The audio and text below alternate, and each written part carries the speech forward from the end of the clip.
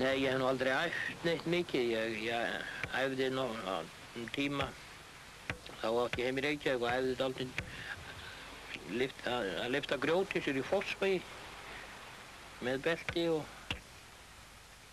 hérna.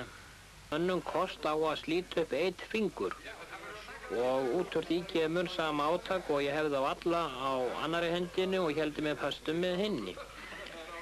Ég veit ekki, ég gæti að trúa að það sé svona 1100–1200 kílóa togkraftur sem gera þessi 6 menn.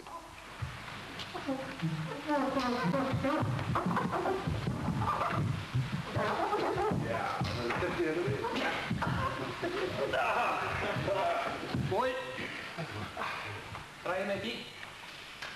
Handjárn hef ég nú ekki haft neitt til þess að æfa mig neitt á en hérna mér bara datt í hug að slíta handjárn og hérna fór til lögreglunar og bað hana það að selja mér ein handjárn. Mér langaði til þess að prófa þau og það gekk nú mjög erfiðlega þá að fá handjárn því að Pétur og Páll, maðurinn ekki störtar bæ, hann náttúrulega getur ekki fengið handjárn og í þá daga þá var ég ekkert annað en bara Pétur og Páll utan á bæ. En fyrir góður mann að hjálpa þá tókst mér að fá handjárn og ég sleit þau handjárn undir mörg vitni. Nú það greiddi götu mínar þannig að ég fékk fleiri járn og svona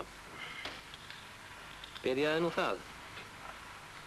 Og þó að fólk haldi að þau séu kannski ekki hættuleg fyrir mig að þá voru þau ekkert síður hættuleg fyrir mig heldur en aðra.